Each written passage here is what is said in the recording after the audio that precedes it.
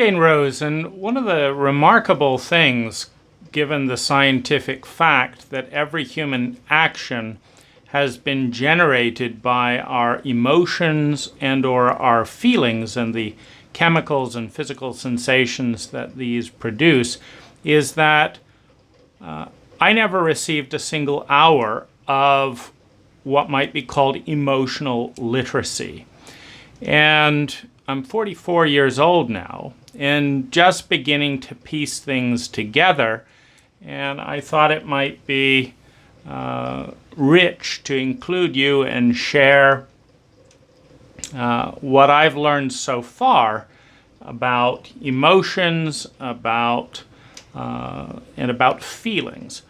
And the first thing to maybe look at, since these words are often used synonymously, is what is a feeling and what is an emotion.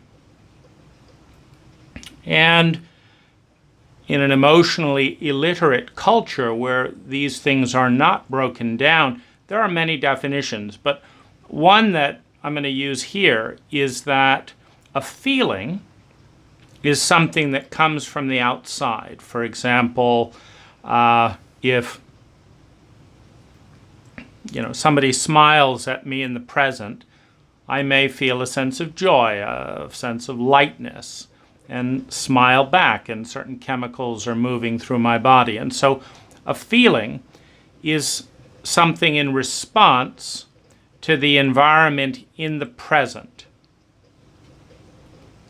Whereas an emotion is something that's generated from the inside of the human being.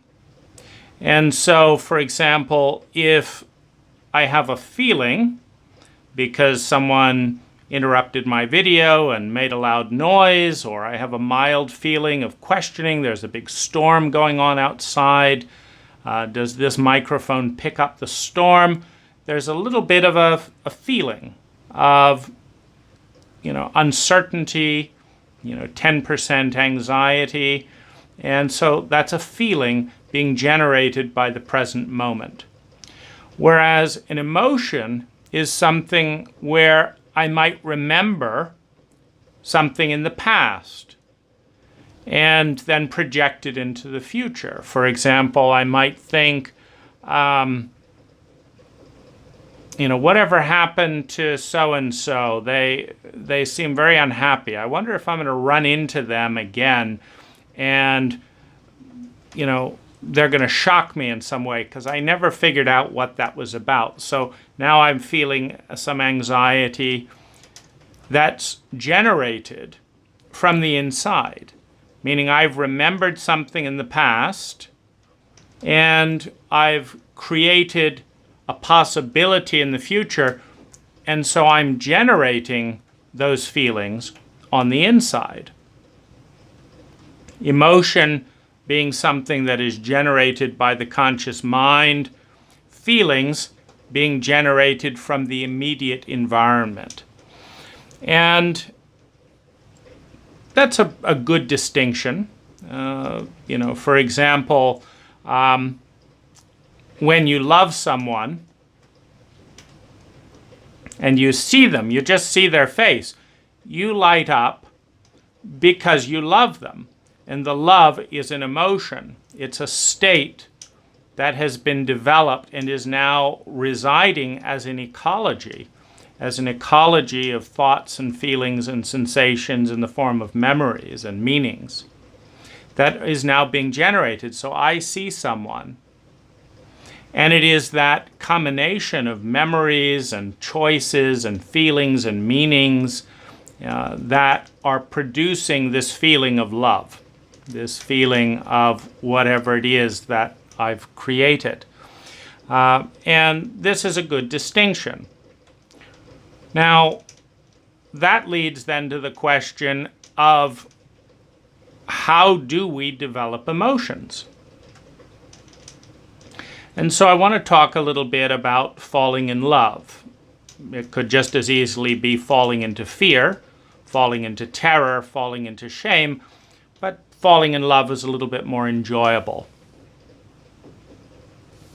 And we have this phenomena of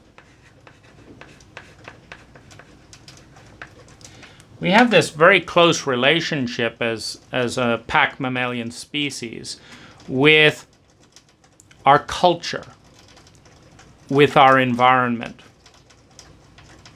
So one of the things that we experience growing up is thousands of images.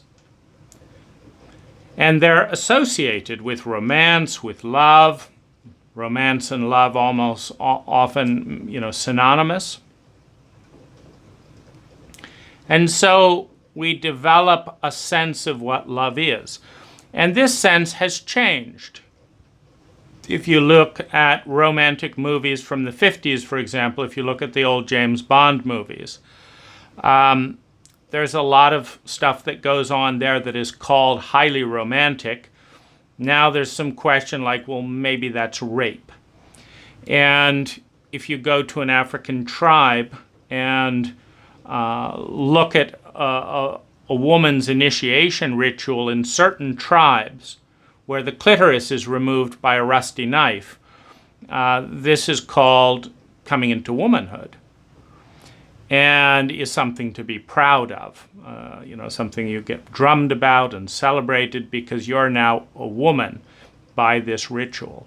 If you watch, for example, The Emerald Forest, a beautiful tribal movie, you will see there's a ritual for becoming a man and rituals for marriage.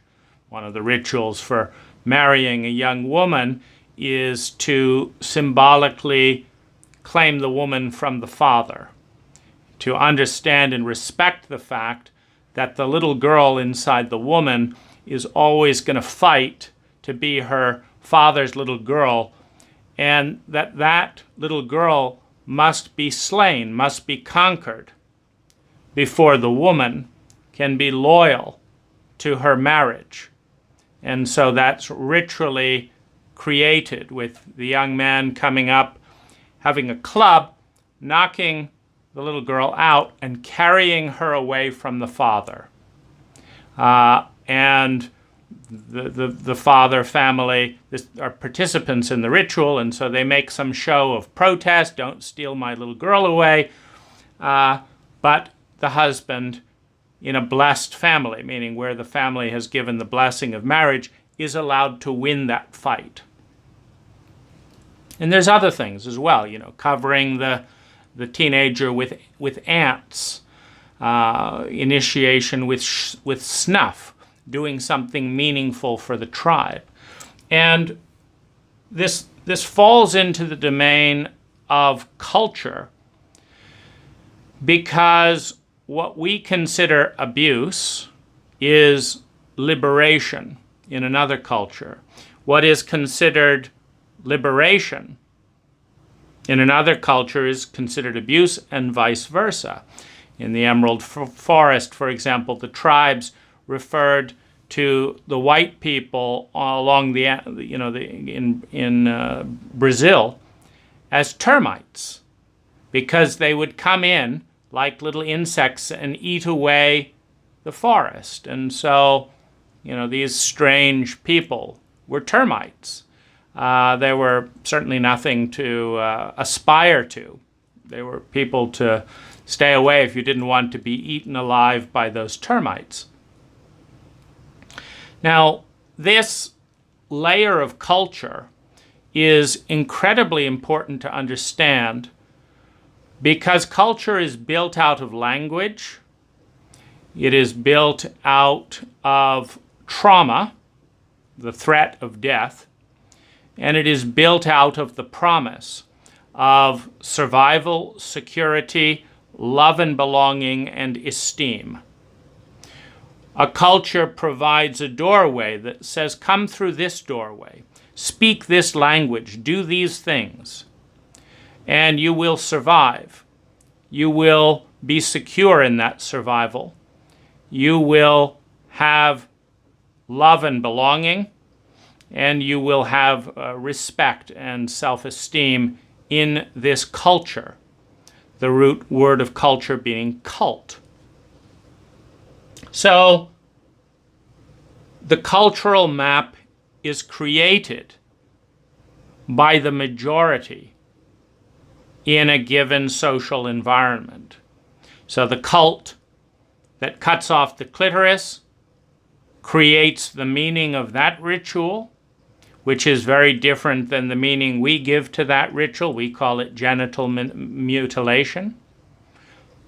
We call that genital mutilation, but then we cut off the tips of male penises in our culture and call it circumcision, a health benefit, and prior to that, a religious ritual. The baptism, taking which used to, dunk a person underwater, and particularly an adult, taking the person underwater, symbolizing a death. Larry David, when he saw that in Curb Your Enthusiasm, rushed down to save a drowning man, only to be angrily accosted for ruining a baptism. What's the difference between waterboarding someone and baptizing them? Between genital mutilation and cutting off the foreskin of a male penis and genital mutilation and cutting off a clitoris with a knife by your grandmother? What's the difference? So much of it is this ecology where you have words and then you have meanings of words, and then you have a pattern of acceptance around those words that is defined by the culture. So a culture says that the sound bad is bad. Now, how does a kid first learn that bad is actually bad? Well, the people make faces like, oh, you don't want that. Oh, as if there's a threat. They look away. And every child knows that if you are shamed, if you are excluded, that your survival is in jeopardy. So when someone says, oh, we don't look at that, we don't talk to those people, we exclude this people, the child learns that, yes, bad is that which threatens to put the person outside of the circle of the cult of which they are a part.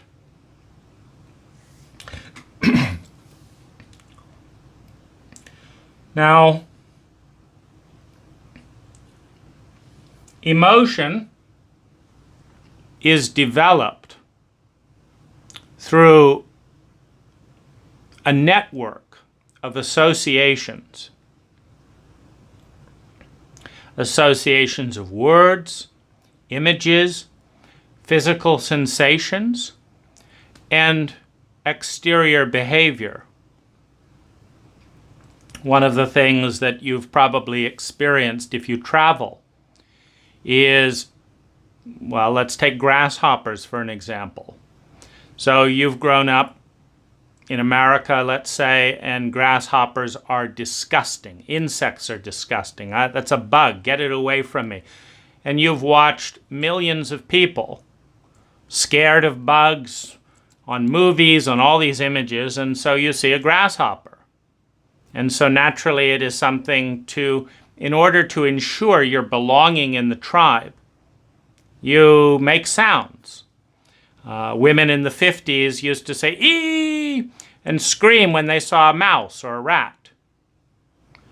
Cool, modern, detached, punk-type women of the millennial generation are trained differently. Just a rat. I'm tough. What's the difference? Why has fainting women vanished from Western culture? 100 years ago, you'd read about, so-and-so saw this and they fainted. They swooned. They swooned when they saw this, and they fainted when they saw this, and they needed some air, and they needed some brandy. What's happened to all of that? You see, a whole generation grew up learning that that was the thing to do. That when you saw a dead person or whatever, you were supposed to say, "Oh my, and fall to the floor. And then everyone else knew what they were supposed to do. They were supposed to rush around and say, give them some air. And oh my goodness. And women were only supposed to touch them, and men were supposed to go smoke cigars in other rooms. And then the tobacco science came out, and now it's not cool for men to smoke. And we don't usually give some brandy to fortify the spirits. Some distilled water is more appropriate. Now, this entire field of patterned behavior is to a certain degree hypnotized, to a certain degree brainwashed, to a certain degree set out as the law, the script, where to fit into this cult, you must do this and say this in this way, and then you will survive, feel secure, feel love and belonging, and we'll all feel safe. And it's very important to be aware that in this dance with reality, that what the cult is very much like a cloud cover. It's protecting the community from the unknown. It's keeping things within the domain of a status quo, a norm. This norm is neither good nor bad.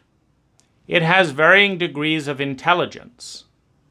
Intelligence being the efficiency with which energy is transformed into well-being. An intelligent individual consumes very little energy, time, money, resources, to create a lot of well-being. An unintelligent individual consumes a great deal of time, money, and energy to make a lot of people suffer. It's about as unintelligent as you can get. The culture being the norm, the culture is a cloud cover that keeps the temperature stable,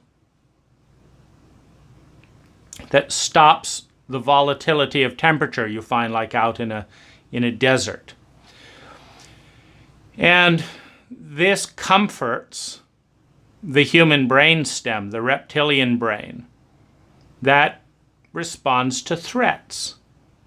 Because we have the fight, flight, and fear, the fight, flight, freeze out of fear instinct, which is the reptilian trauma area of the brain. And then you have the raw core reactive feelings that start to emerge in the human animal. And then you have the feelings and emotions that start to emerge and develop as systems, as ecologies of words, meanings, thoughts, and remembered sensations and feelings. We have the ability, for example, when we're in love, to remember our love, to remember the way our love's body felt, how they smelt, the touch, and to be aroused, sexually, mentally, emotionally aroused by those memories. And it's that ecology of internalizing a pattern of thoughts and feelings and memories and meanings that gives rise to an emotion that expresses itself mentally, emotionally, and physically. And that brings up an interesting point, which is that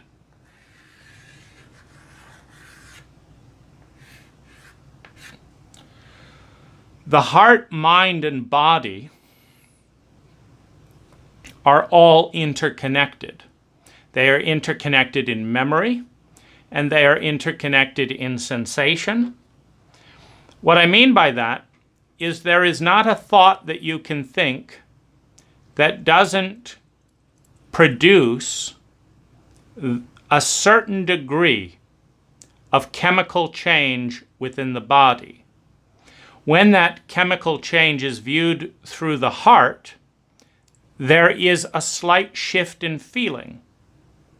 When it is viewed through the mind, it is a slight shift in thought, and both are affected by and affect the body.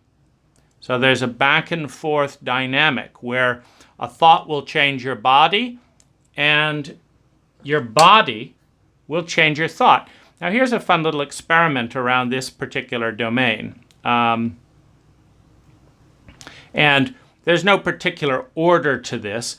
It's just a map of some of the terrains that seem relevant if you want to be emotionally literate and thus more empowered with the core code that generates all conscious human interaction. So take a finger or a pencil and put it in your mouth like this.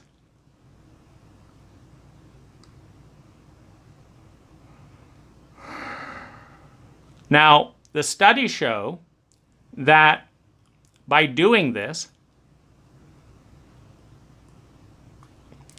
you have forced the muscles in your face into closer to what would normally be created by a smile. So if you think the thought, oh, that's so funny, ha ha ha ha, and you smile, you have created your muscles moving in that direction with the thought, that was funny, with the emotion of humor, and your body is responding to that. But it works the other way. You can also feel the same sense of humor, and the body is created, you've just created a chemical reaction in your body that is responding to that memory and to the chemicals that are created by doing that. And then typically what happens in this case is we don't like, in general, to leave a vacuum when it comes to thought. And so what we do is once we feel funny, we look around for something that's funny, because there's always something, and we find it. And we find it more easy meaning there's a space open for a thought that says that's really funny. Now, this also ties in with seduction, because, for example, if you meet a partner of the sex you are attracted to, if you're gay, if you meet another man or another woman, etc., or if you're heterosexual, if you meet another person, if you meet on the middle of a suspension bridge where there's 1,000 feet on either side, and have a conversation, you are going to go away with a much stronger sense of how attractive the other person is. The reason is that adrenaline and excitement will be produced by the suspension 1,000 feet in the air, number one. Number two, you're going to meet another person. Number three, your brain is going to connect the fact that when you're really sexually excited, that's how you feel. You have butterflies, that same thing. And so your brain is going to connect the two and say, that's a really attractive woman. How do I know? Because I only feel that way when I'm around attractive women, in my case. Now, the same dynamic is, of course, true with, the nurse that falls in love with her patient, or the patient that falls in love with their nurse. Because again, when you've got life and death dynamic, it triggers the same chemicals of a strong sexual attraction. It creates a masculine-feminine polarity. Doesn't matter what the gender is, but when someone is providing life and someone is receiving life, that's a very high bandwidth of flow. And so my point is that this artificial presumed separation, that one can have a thought that has no feeling, that one can have a feeling that has no thought, that one can have a sensation that has no feeling or no thought, is to a certain extent erroneous. What we have is three different tools, three different observing and measuring devices from our conscious perspective. Meaning we're looking at things and we're looking at them from the lens of language. We're actually looking at a circle that is an integrated ecology, but we're looking at the circle through the technology of language. And the technology of language doesn't have a word for the circle. It has a word for thoughts, feelings, and body. And so we learn to partition those in our consciousness. And so as a result, we create separate thoughts, feelings, and body sensations and treat them as separate. But on a deeper level, even with this fictitious creation of complete separate units, if we look closely at our biology, if you ask someone to think something, and you've got a sensitive enough instrument in the right area, the instrument will show a shift. If you ask someone to feel something, and you have the right right instrument in the right area of the body, you will register a shift. Every thought generates a feeling because the heart is not neutral. It has a response. Now, the response can be very, very slight and not noticeable around things we don't care about. That's normal. You hear someone else, did you know someone in Asia just closed their door right now? Doesn't affect me. I don't care about that. I don't know them. Doesn't matter. So I have no response. But did you know that your ex just met the love of their life, and that ex was a significant person in your life? That creates a response. It may be filled with joy, it may be filled with envy, doesn't matter what the response is, it's going to show up strong on the instrument.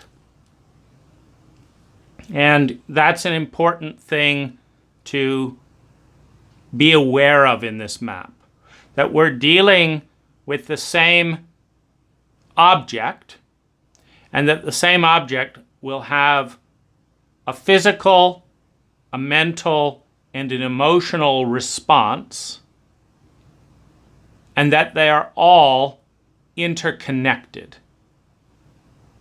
So that's something to be aware of. Now, a good way of looking at emotions is like a color wheel. So you've all seen that color wheel, and a computer generates 256 million distinct colors.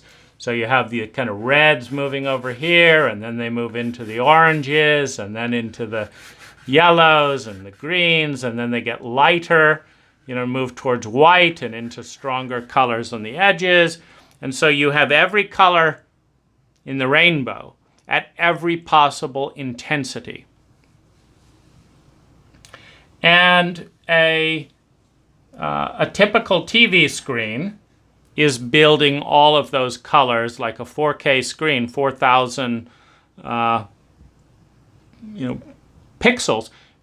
we're generating all those pixels out of combinations of little dots in red, green, and blue. So there's these primary colors that are generating the full range as far as, the human eye is concerned. Now, if we look at the human heart as a thermometer that registers temperature, we can see that the movement from the darkest possible color, where every color moves into black. As you go all the way into blue, it goes into black. As you go all the way into purple, it goes into black. And as you go all the way the other way, you go into white. And so you have these two polarities of, black and white, and then all the colors in between. If you think of a thermometer, and you think of the human heart as a thermometer, when it's really hot outside, the thermometer goes up to a really hot temperature, and it shows there's a lot of heat out there. And when it's very cold, the thermometer goes down. And this is the dimension of heat. So the heart is a thermometer of intensity. Every emotion, every color, and all the way from a white that it's just emptiness, to black, the strongest intensity imaginable. And so the heart has that kind of thing, but it also has all the colors. It's not just a thermometer. Now, if you look at your heart as a scientific instrument that accurately represents the equation of your language, your culture, your thoughts, your beliefs, and your sensations in your body, and that these show up as feelings, and then that through a period of time, if we go back to the analogy of falling in love, there's an intricate dance. And the way we might start falling in love is by we look across a room and we see a face. Now this face is affected, meaning they're using a hair color. I mean, this is what you're seeing here is very dated. Hair was not always like this. Beards were not always like this. This is a skin color based on the environment and lifestyle that I'm in. Everything about this is dated. This is a dated color, when you would find this color. The green screen, there is so much that is that is affected. And so if you see me, in long flowing robes and talking the way an 18th century poet is talking, you're going to have a different reaction to me than if I'm talking about this. Now, this is way outside of our cult's comfortable framework. This isn't a soundbite, number one. Number two, men talking about feelings, that doesn't fit so well. So, when we first see a face and in context, let's say I look across a room and I've been watching the periods of Jeremy Brett in Sherlock Holmes. And so, when Dr. Watson falls in love with his future wife, he's looking at a cultural curation. The culture has, first of all, taught that woman to not move her head. And this is supposed to be swan-like and very sophisticated. So the fact that she doesn't move her head immediately tells Watson that she's an upper-class woman. The fact that she does not, quote, in the language of the time, betray emotion. She is demure. she blushes, she looks away, tells him that she is profoundly sensitive to the culture in which she is born. The fact that she's got carefully arranged clothing, that she has little gloves, that she has a little fluffy, thing around her dress, all speaks to the fact that she has good breeding and money. So she already fits the curated mind and value system of a doctor of that time. A doctor who is proud of the same thing, who is polite, who opens the door, who does his role as provided by that cultural script of that time. So when he looks over and says to himself, that is a very attractive woman, he's not seeing that much of the woman. What he's seeing is an interaction with, so he's getting sensation back, and then he has this whole program. And the program says, is she walking like a sophisticated woman? Check. Is she dressed like a sophisticated woman? Check. Is she of high breeding? Check. Is she intelligent? Check. Now, of course, women of the day had to show their intelligence in other ways. Has she concealed her emotions appropriately for the modesty of a Victorian woman? Check. Is she wealthy? Yes. Is her card that is sent up in the right way? Check. So his cult has told him that women who behave like this are very attractive. So she arrives into the room, and he has the thought, curated by his cult. This is a very attractive woman. He knows nothing about her other than that, for example, high cheekbones were considered attractive at the time. So does she have that? Check. A pale face, more attractive than, all the other facial expressions. So, okay.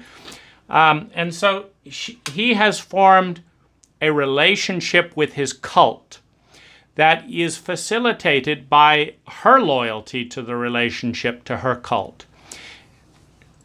She has gone to the trouble of learning to hold her face like this, of learning her head, combing her hair like this, keeping her face out of the sun, looking down at this moment, saying things in just the right... Oh, Mr. Holmes, you must do this.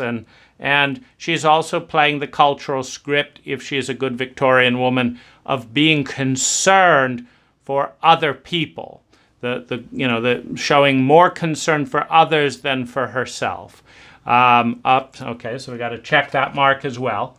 Now, she wants to survive in this cult. She wants to be secure in this cult. She wants to feel loved and belonging in that cult. She wants to have self-esteem as mirrored through the respect others pay to her. She wants to be a tribute to her family, another popular statement of the time. And so she has gone to great lengths to not speak like this, to hide these emotions, to not blow her nose, to not do this, to not do this, and to fit in this very narrow framework of a respectable, attractive woman of the day. So she's eliminated 80% of her potentials for expressing, because she could come into the room singing. She could come into the room and give them a warm hug and say, oh, it's great to be out of here and let's not have any pretense. But then Dr. Watson, with his curated mind in a cult of upper-class society, would say this is a uneducated, absurd woman who, may or may not have some good qualities, but is certainly not of the kind of class that I would marry. And so my point is that The woman develops a relationship with her cult and conforms, and the man develops a relationship with his cult and conforms. And the two faces of the cult see each other, or the consciousness sees each other through the lens of the cult and says, you are attractive. Of course, when you say you are attractive, that is also then programmed by the cult to where you say, okay, well, what am I supposed to feel if someone is attractive? Well, I'm supposed to feel warm, and I'm supposed to be moved, and so, of course, he says, I'm moved by that woman. What an attractive woman. Because that's what you're supposed to say if you're a distinguished gentleman in Victorian times. Now, today, you're supposed to say very different things, and it's all broken up into a variety of things. Maybe you're supposed to say awesome, or you're supposed to say cool.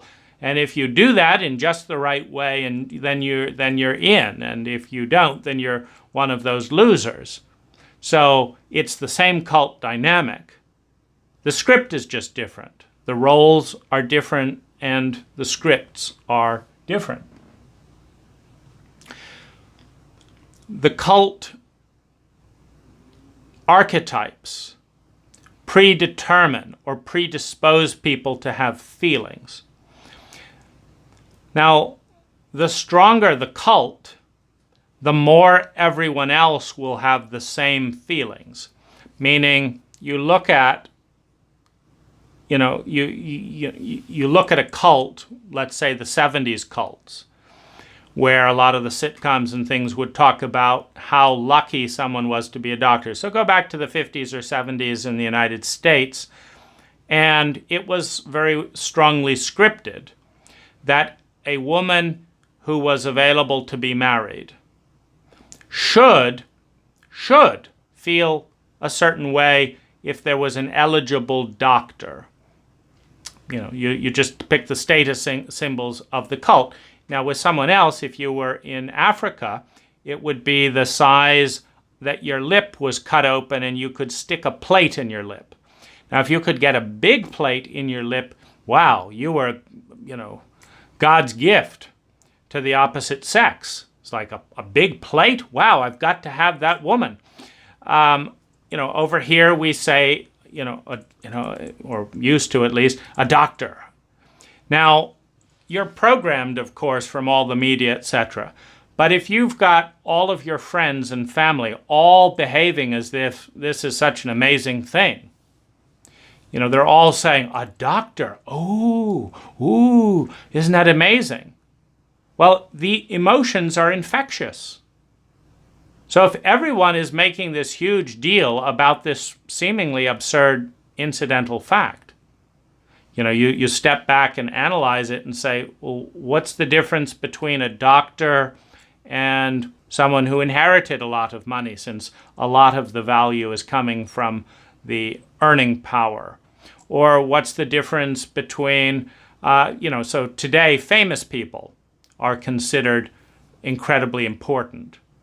Now, why on earth would you think that some egotistical maniac who doesn't know anything other than how to follow a line, why would you think that they're automatically better than somebody else? Well, you're cued. You see images on movies of everyone doing that. It was the same with Bernie Madoff. Everyone said nice things and kept saying nice things. It used to be that way with Microsoft in the 80s when the stock kept going up. Everyone was saying it.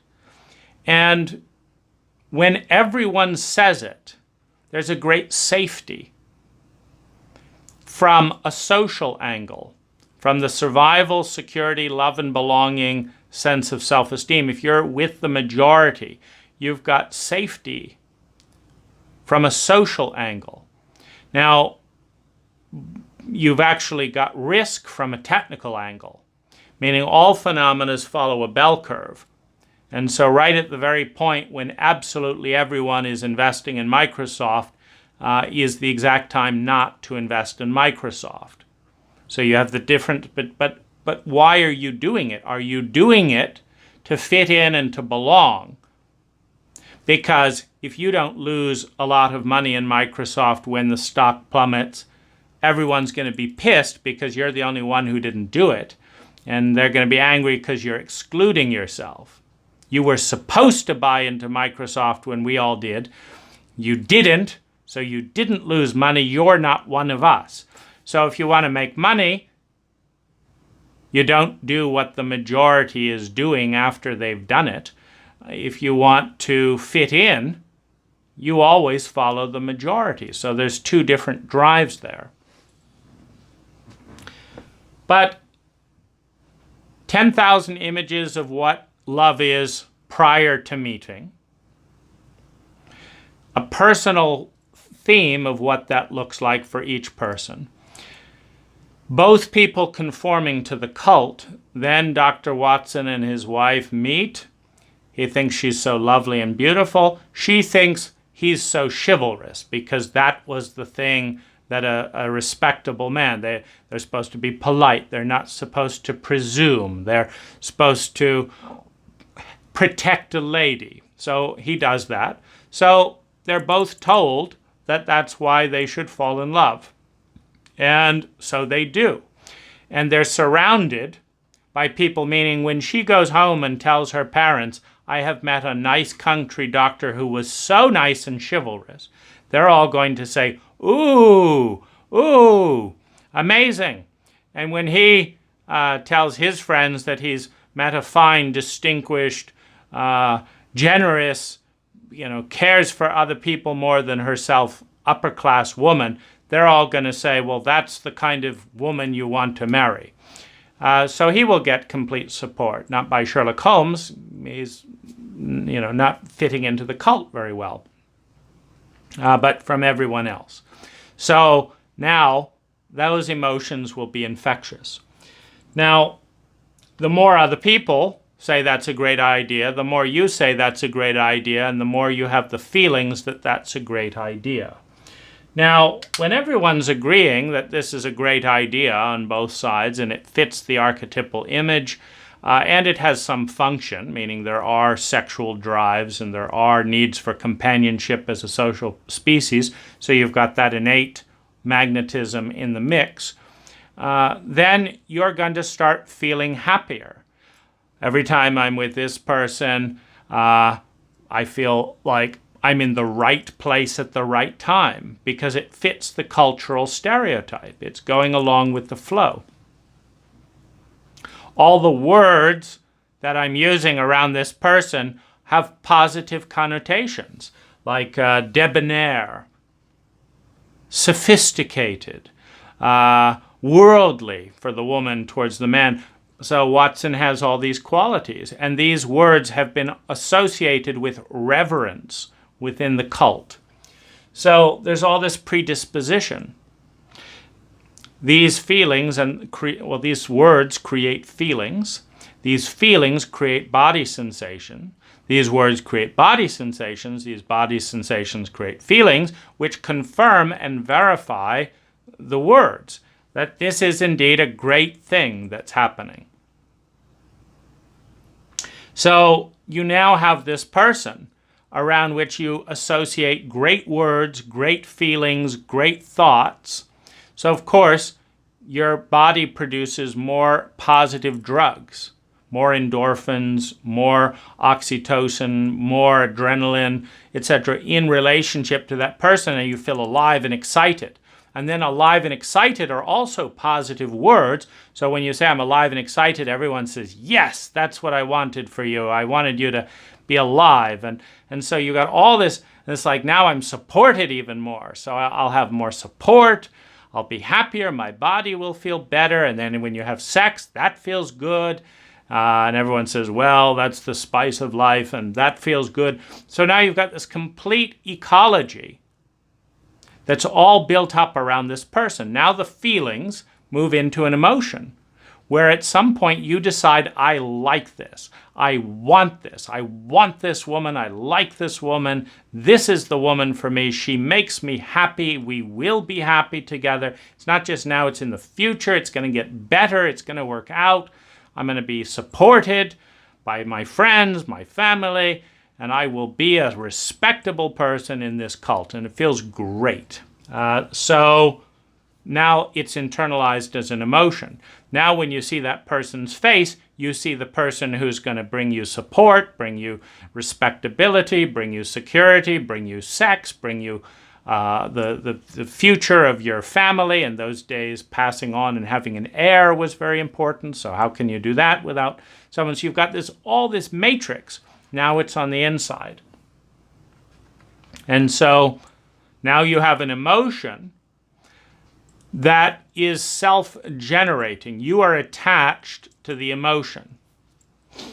You don't want that future with your heir, with your respectability, with all your friends liking you, with having great sex. You don't want that future to go away, because every time you feel that emotion, it feels great, and it feels better than anything else. So you're now attached to the emotion.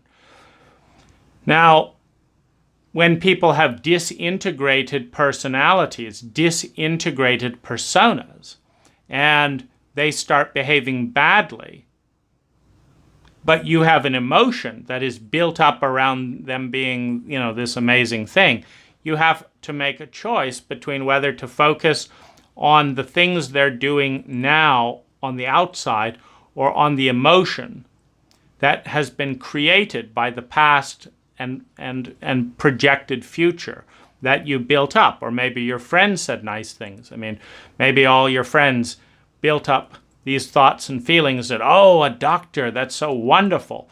And you felt an emotion of excitement based on what they said. But your actual doctor is very cold and cutting. So now you've got the emotion of what all your friends said was so wonderful, and then you've got a reality of a feeling that isn't very nice. And then, well, when you bring those feelings to your friends, what happens? Do they say, oh, that happens to everyone, but he's a doctor?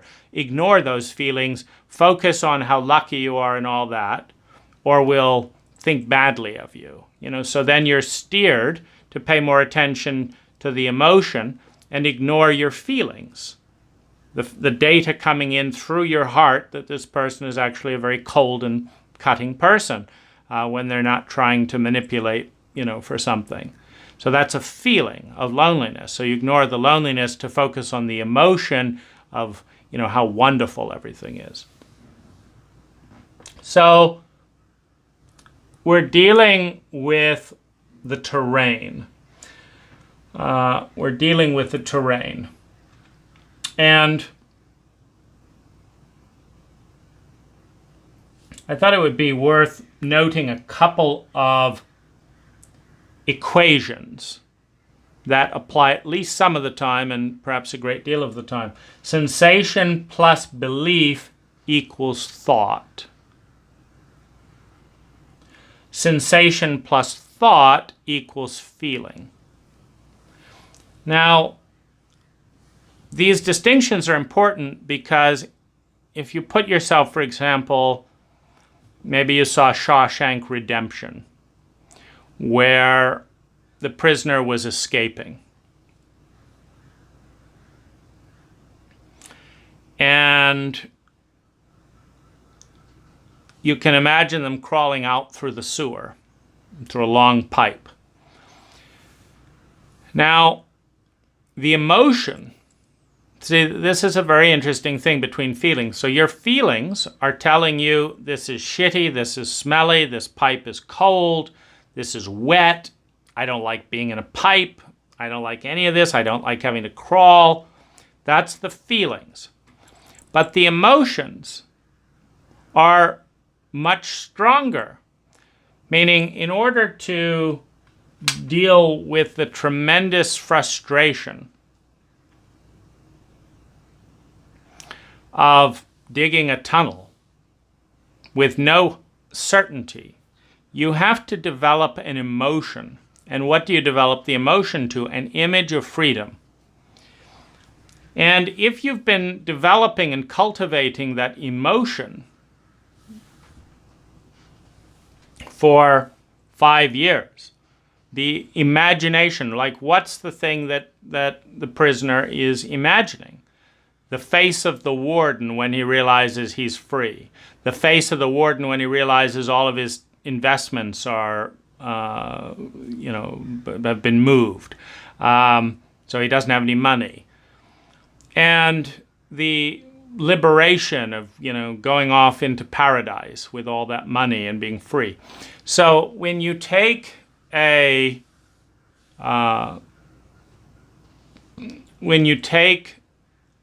image, a set of imagined beliefs and sensations, and you pay more attention to that imagined imagery,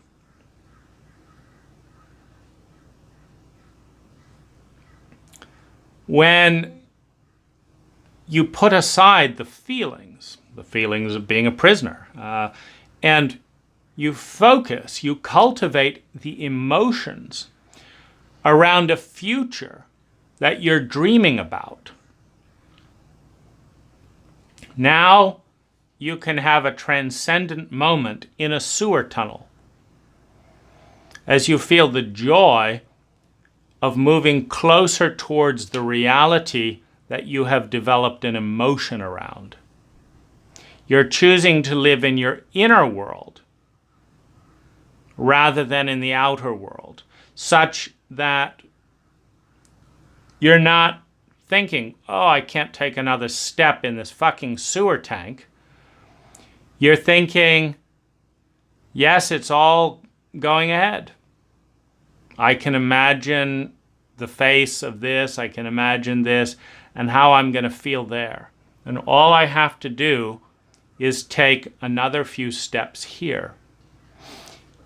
And this is a profoundly human phenomena. The ability to create our own emotions by cultivating thoughts that generate feelings from inside that allow us to change our course of behavior, to willingly step into pain. Because you have to understand, if you didn't have this ability to connect and cultivate emotions, if you're in prison, you're already in pain. It's no fun. And where are you going to, why would you start digging a tunnel if it means less sleep, more risk of pain, harder work, and being dirty? Why would you begin digging a tunnel?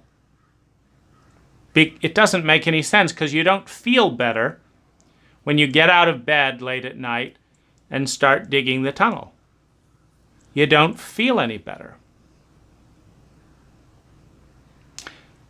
You feel worse. You feel tireder, your muscles cramp, and all that. The same with a marathon. You don't feel better when you start running a marathon. You feel worse.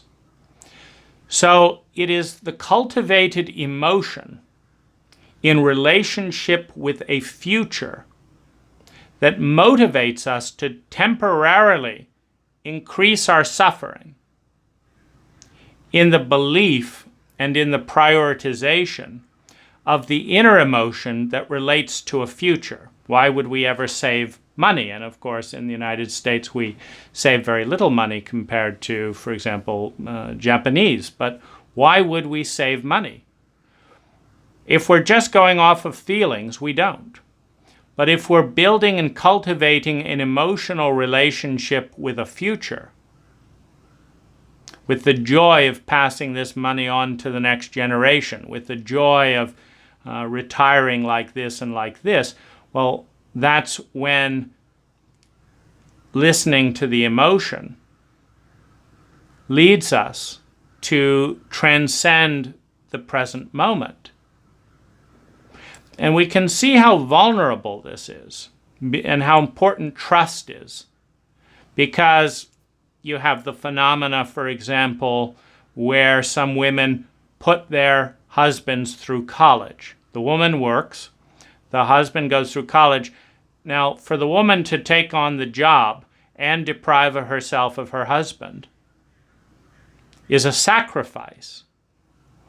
And she's doing that in the emotional relationship with a picture that she will be loved and cared for and valued more after he gets his money. But that's a picture of the future. And what often happens is that once he feels proud and is successful, then his mind says, I owe this all to my wife. And his culture says, you're more valuable if you're a self-made man than if you needed someone and you depended on someone. So he doesn't feel peak value, because the cult says that if he relied on a woman for help, that he's not as strong and valuable as a man than if he didn't. Now, he did rely on a woman for help, so he doesn't feel, buying in loyally to the cult, he doesn't feel quite as strong. So he blames his wife. He doesn't blame the cult, he blames his wife. Now, he also is rational enough to know that this is unfair, so he's divided. You know, he's blaming her rather than blaming the cult, but he realizes it's not fair, so he feels guilty. Then he resents his wife for making him feel guilty and decides to make a new reality by getting rid of the wife and going and re-entering society as a self-made man. In other words, he tries to put the story that takes away some of his autonomy behind him by getting rid of the reminder, who is the most valuable and loyal part in the equation. So he betrays the wife, gets rid of the reminder at the same time, and then goes to find some person who, let's say, he can rescue her. Now he has the full blessing of the cult, because at dinner with his new girlfriend or new wife, he's not saying, my wife was so kind to put me through college, and she's not bringing up the topic and embarrassing him. Instead, this gorgeous young something is saying, you know, I'm so lucky to find a wise, sophisticated, older man like this person. And he's able to be the hero. And that's what he wanted. And so, you know, my point is that when you have an emotion and you invest in the future, there's a risk. There's a risk that you can do all this stuff to sacrifice, and then, you know, Bernie Madoff runs off with your money. And it's a terrible blow to make that amount of a sacrifice in the belief of something. In the belief of something, and then have the fruits taken away. But in the Shawshank Redemption, that cultivation of a relationship with his emotions, his thoughts, his feelings, his imagination of what it'll be like to be out of prison and to be rich, and to turn his warden into the prison authorities all at the same time. The sweetness of revenge, the sweetness of freedom, and the sweetness of luxury, and the sweetness of outwitting.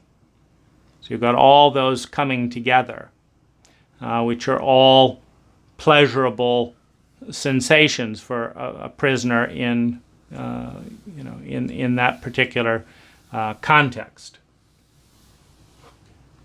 So sensation plus thought equals feelings. And I say that because when you're crawling through the Shawshank Redemption tunnel and your thought is one step closer to freedom, luxury, revenge, and all of that, it feels great.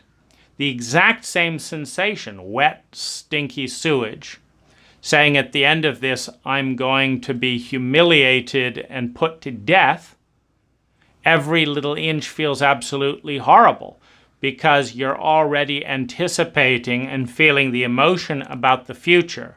And I guess that's another, good distinction, that anything that's about the past or the future is an emotion. It's something you're creating through memory. You're recreating something as an emotion. And that can be a positive or a negative emotion. You can be in jail, hung upside down and waterboarded, but be thinking, oh my gosh, I'm so grateful that I sacrificed myself so my wife isn't going through this. And so you can be feeling grateful. Or you can be feeling, I took this hit from my corrupt partner. They should be going through this. I hate the hell out of them. And you can be feeling even more miserable as you project the past and the future onto the moment. Past plus inertia equals the future. My hand starts moving in this direction, particularly, let's say, going down with unless there is a force equal or greater to stop the fall, the future is where this hand is falling towards. Past plus inertia plus momentum equals the future. So the future is going to be down here unless a force equal or greater stops the hand. The same is true, if you're spending money and going deeper into credit card debt. You have a feeling about that, and you have an expectation on a physiological level based on the momentum of that. Emotion plus trauma equals dissociation. So when you have a feeling and it reaches a traumatic state in which you're flooded, where there's no sense of perspective, it's flooded. That's the point at which you dissociate from that flooded state so that you can cope. Emotion plus trauma equals dissociation equals fixation. You get stuck when you dissociate. It's kind of frozen there in a status quo.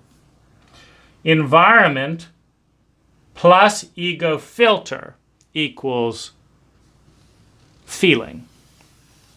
Feeling equals sensation. Sensation equals feeling. Meaning plus sensation equals feelings. When Viktor Frankl talks about this and that and the other in the concentration camps, man's search for meaning, his feelings were generated by the combination of his sensation and his meaning, the meanings that he gave to those sensations. In this sense, desire to write about it and to survive the camps and this and that. Now, the culture writes the code of what is and isn't acceptable.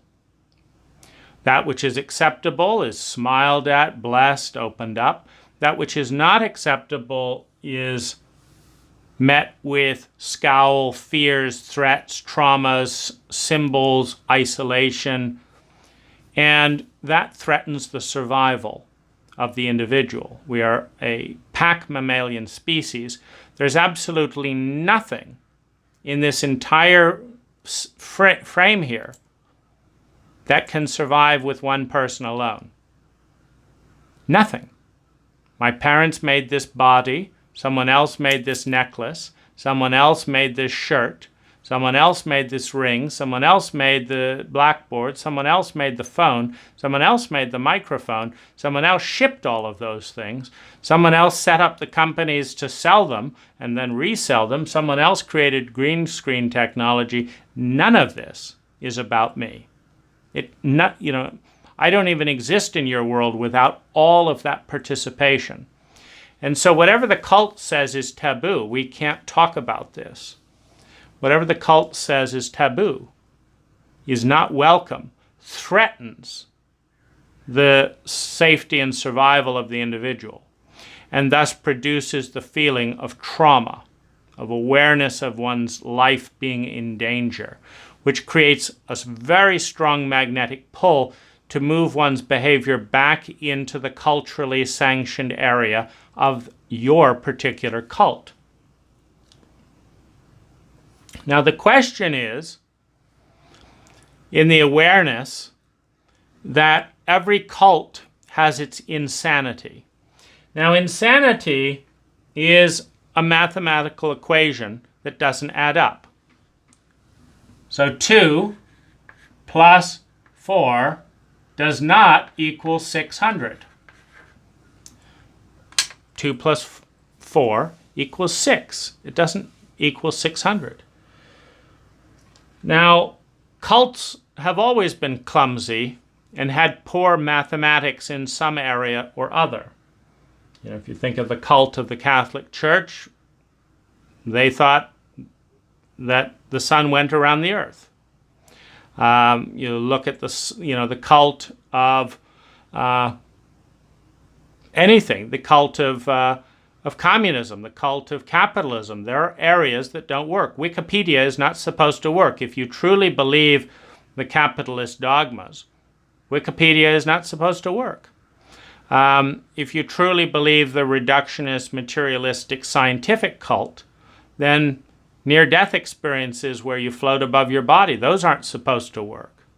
Edgar Cayce's 14,000 case histories of a peasant being able to do miraculous healings, having it all documented down, and him not having a clue what was going on, that doesn't exist in the cult of materialistic, rationalist, reductionist scientists.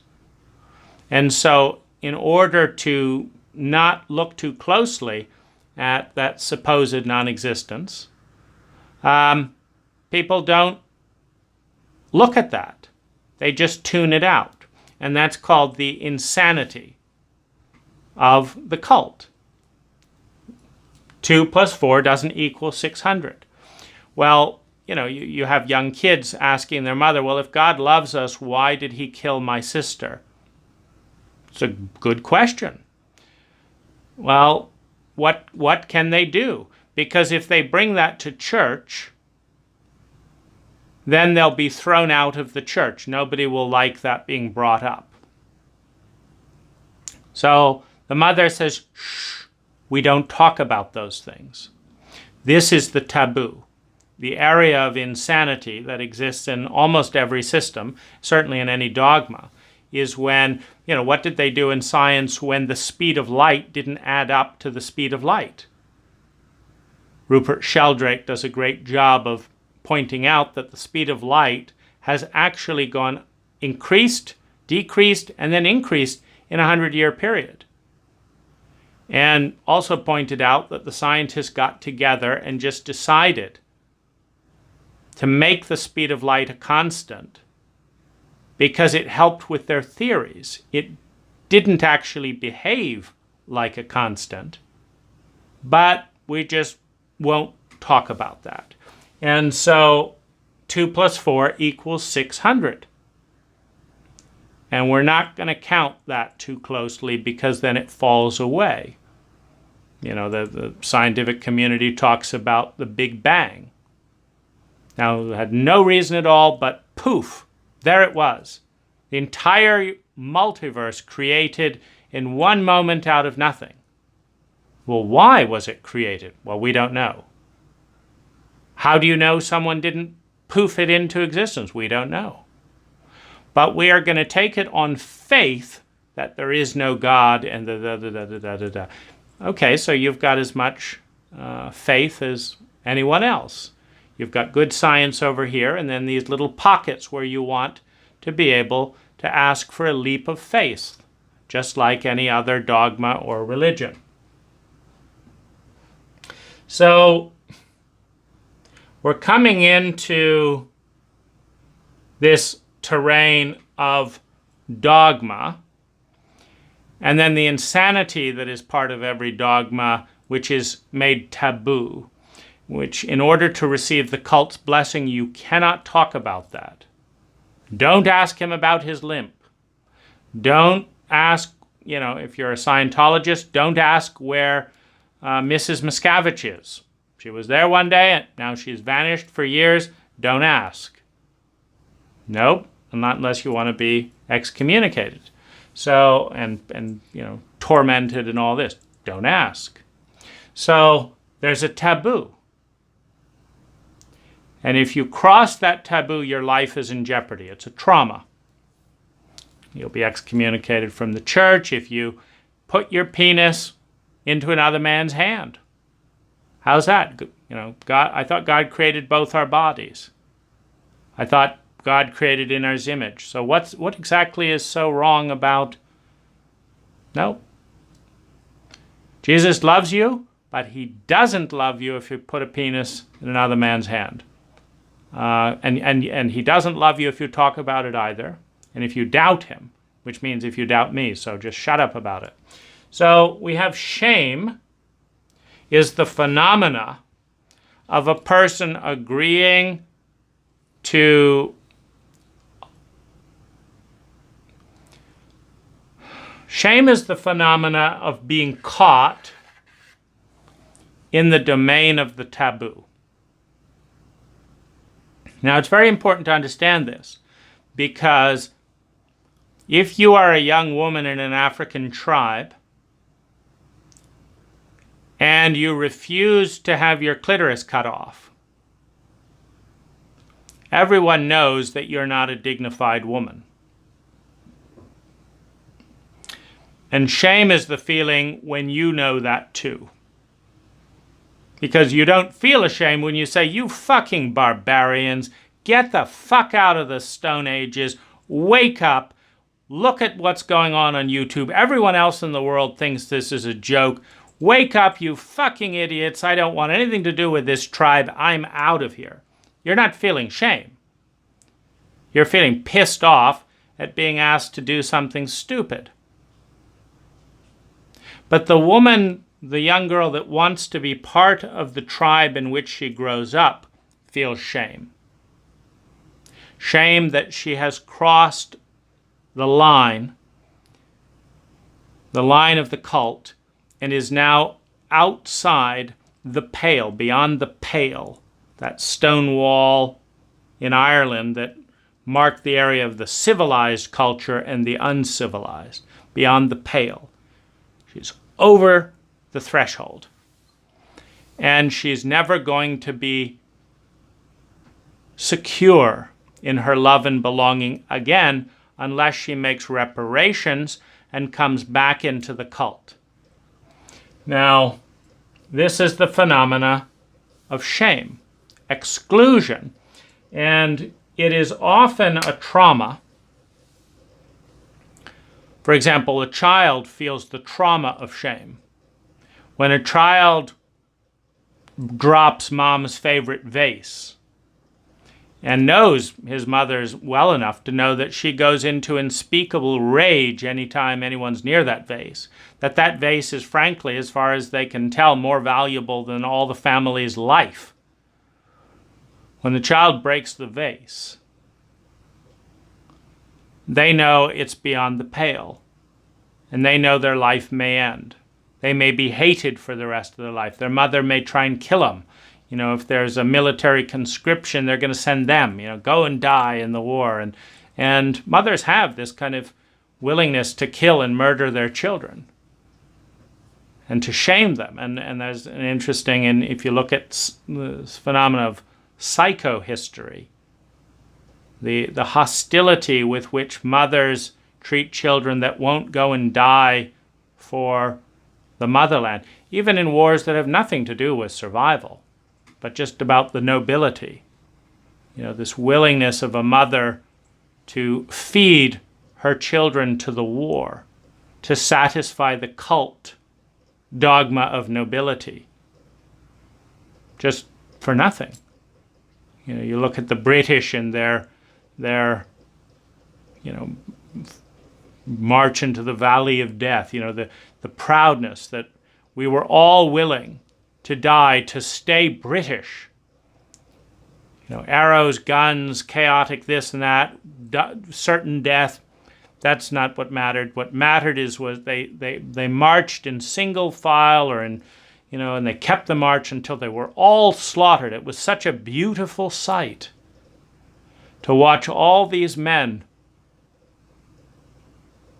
committing suicide along with everyone else to keep the British way of killing oneself in battle alive, to be proud to die for the cult that this is the way we fight and this is the way that we do things, and he was British to the last, so you can be proud as a mother that your son died for protecting what is British, not ever learning what was important to them, but learning that if they didn't do that, you as a mother would scorn them, would throw them out of the family, would disown them, because it was more important to you as a mother that your son would die, protecting the status quo of the family honor,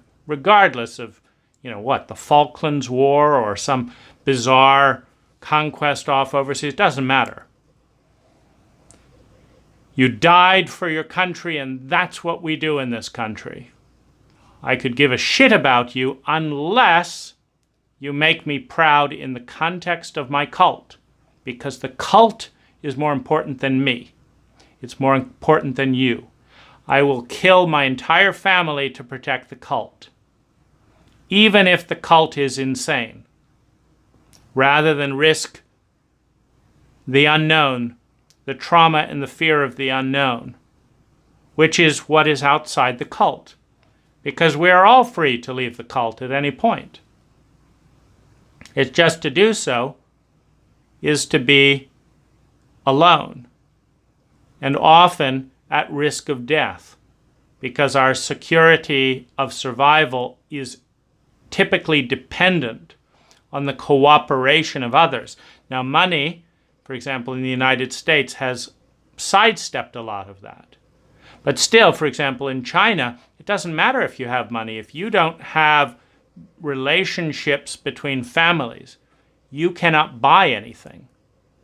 Doesn't matter. What matters is, do you fit in with that cult? So, when something doesn't fit into the cult, a feeling, a thought, a behavior, and the cult is more important than the truth or the integrity of the whole, it is put into the shadow. The shadow is that which is suppressed, denied, to protect the cult. So Buddhists, for example, you're not supposed to be angry. So what do you do when the great Buddhist teacher comes and you're furious and you want to kill him? Do you say, "God damn it, I'm furious and want to kill you"? Or do you say, "Go away feeling, that doesn't belong here, I refuse to acknowledge you"?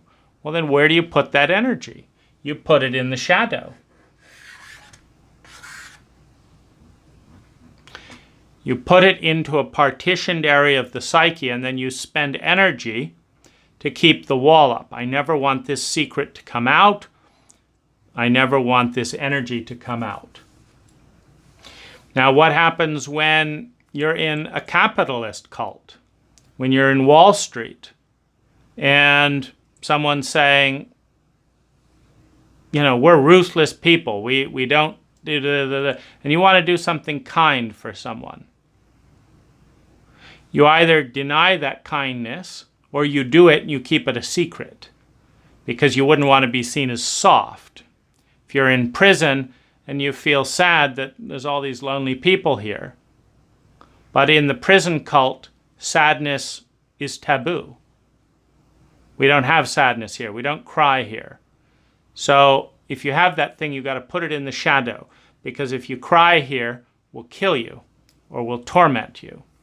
So to survive, you've got to put it in the shadow, either what's beautiful of you or what's ugly of you.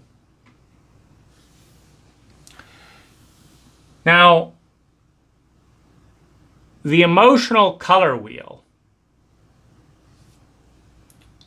there's an event here.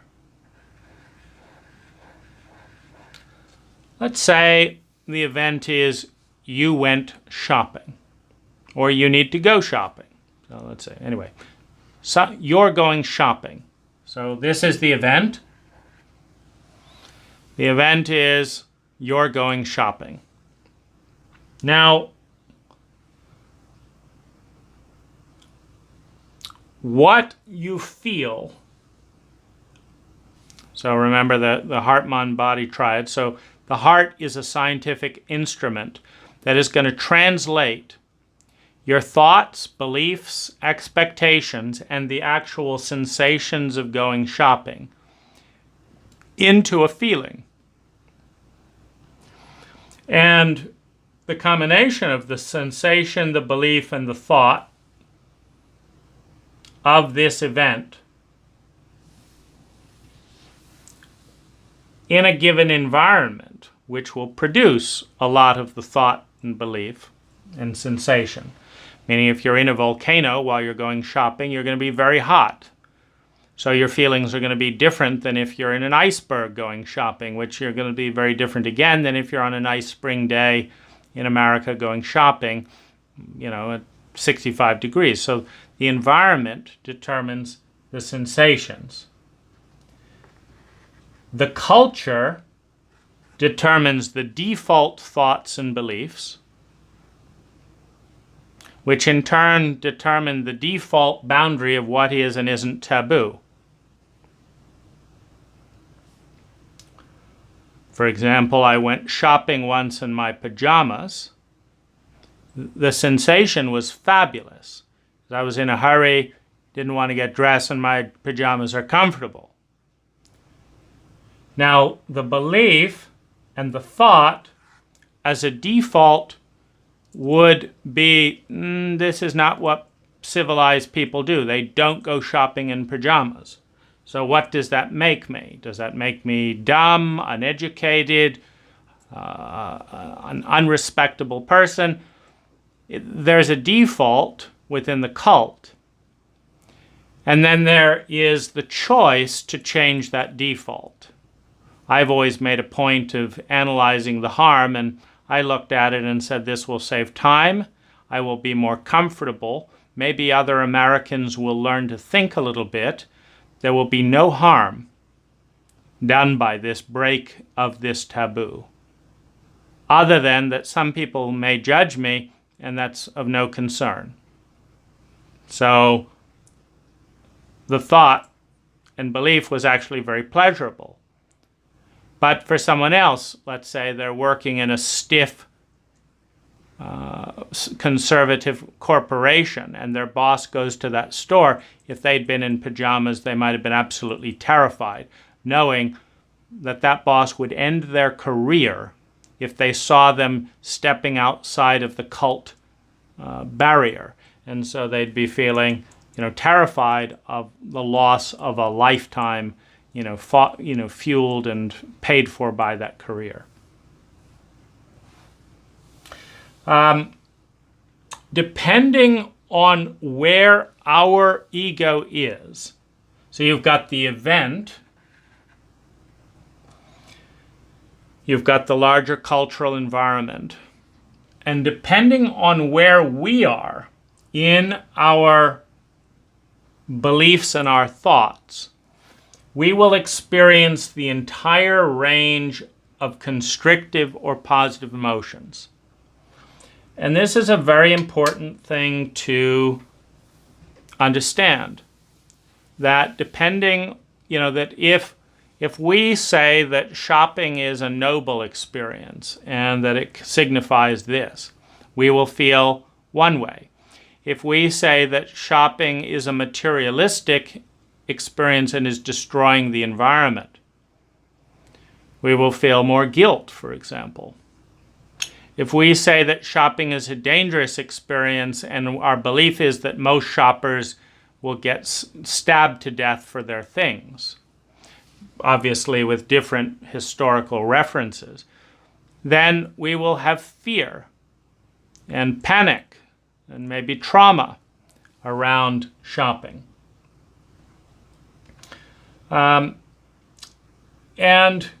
the event will stay the same, the going shopping, but depending on our relationship with that event, mentally, emotionally, and physically, if we have a very hard physical condition, and let's say that people bang into us a lot in our culture, and every time they bang into us, they threaten to dislocate a back disc, and then we're in pain for 2 weeks with a back spasm. Well, the anticipation of going into a crowded area, knowing that that's likely to happen, creates a completely different emotion than going into the same environment expecting to meet a few friends or run into a possible lover, which will bring excitement and joy. The event is the same.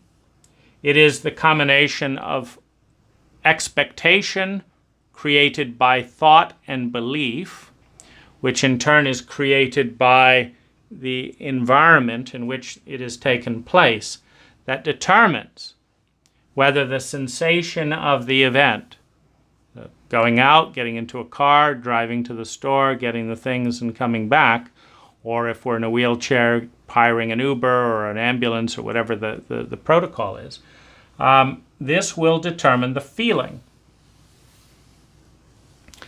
And one of the things that is valuable about feelings, if we look at the heart as a scientific instrument, is the instrument will tell you where you are in relationship to what you're doing.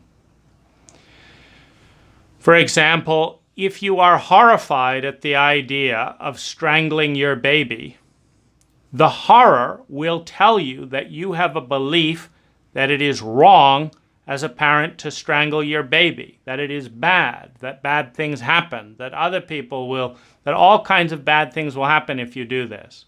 And so you feel horror. But there are certain tribes, again, where strangling a baby is no big deal. For example, disabled babies of certain tribes are immediately buried as a liability to the tribe. Upon birth, they're examined and buried. And there's a ritual performed, and there is a belief that everyone says, good work, you're keeping the tribe healthy. Now, in our cult, that the exact opposite is true. And this would be an absolute abomination, abuse of every worst kind. And you're supposed to know it, and your parents know it, and all your friends, and they'd all be horrified of you. And so you'd feel horrified at the thought. And that tells you that you're in the terrain where you're doing something you think is absolutely horrific. If you're in pain, it tells you that you're in a terrain that is very separate from the terrain that you want to be in. If you're in anger, it tells you that you're in a conflict relationship, that where you think you should be going is blocked in some way. If you're in loneliness or the fear of loneliness, it tells you you're excluded. You believe you are unlovable. And you believe that based on your experience, that who you are and the way that you're showing up is not lovable because people aren't loving that part of you. If you're in hurt, it's telling you there's a mix of thoughts and feelings about your lack of value and significance, that you have no value and significance in the circle that you're relating to. If someone betrays you and you realize that all your friends were in the betrayal, not one person told you that your partner was sleeping with your best friend didn't care about you, your partner didn't care about you, and everyone knew. The hurt is that everyone else believed you weren't valuable enough to protect from that pain. The fact that you didn't want that to happen is a pain.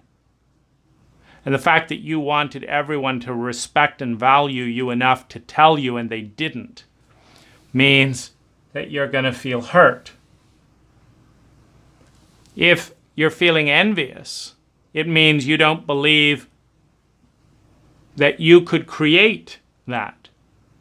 Because if you can snap your finger and have everything that the other person has, and if you can snap your finger and have everything you want, there's no basis for envy. There is no envy.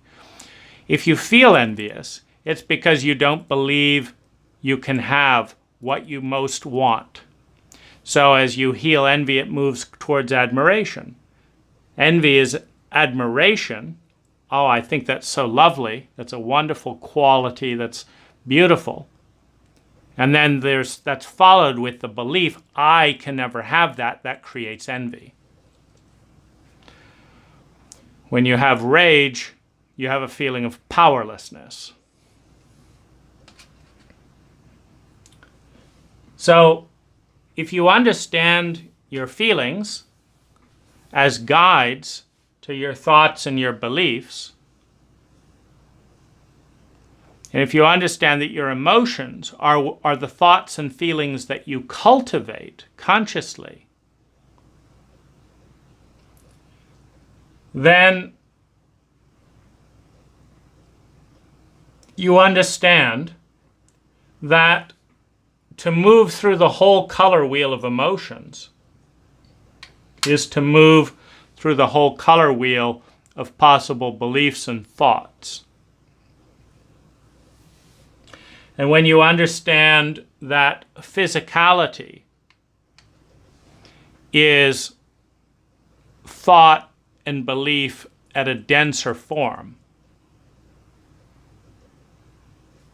that it is energy patterns at a denser form. And so in the concept of time, if you plant a tree and it's moving in momentum, and then you have a thought about that tree, the thought that led you to plant the tree isn't enough to just end the tree. You've actually got to go in physically and pull up the tree if you want to end the tree.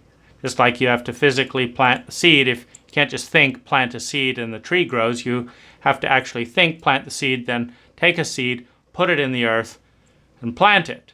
And there's an interaction with reality because, if you plant the seed too deep, it doesn't grow. If you put it on the surface, it doesn't grow. It has, there's a connection with all these patterns. So in this way, emotions are cultivated feelings. Feelings are teachers. They're thermometers that are letting you know what's going on. And it is the witness that says, I had this thought. The witness that says, I am in this cult. The witness that says to the young woman, as long as I live in a cult that wants to cut off my clitoris with a rusty knife, and I don't want that, I will be shamed. So I don't want to be shamed. So I'm going to go somewhere else. But also pay the consequence. Because the emotion of home, that sense of all those built-up feelings of safety and familiarity and security that can only be cultivated over time, is lost when you walk away. And that's the grief. The grief of what must be sacrificed in order to pursue something, in order to transcend. When you feel grief, it is a process of death and rebirth. It's telling you're in that domain where you're walking away. You're walking away from something that had value for you to find something that has even more value. Of course, when you find it, you feel joy and healing. But when you walk away from the old, you feel grief. In this understanding, no emotion is your enemy. It is a teacher, and it can be harnessed. The negative feelings can be harnessed to help propel you and motivate you away from the constricting environment that you're reacting to. And the positive emotions can invite you into a luminous future that is more beautiful, more true, more good, more nourishing to you than the one that you know to date. I want to thank you for joining me on this emotional exploration, and I hope that you've learned as much as I have along the way.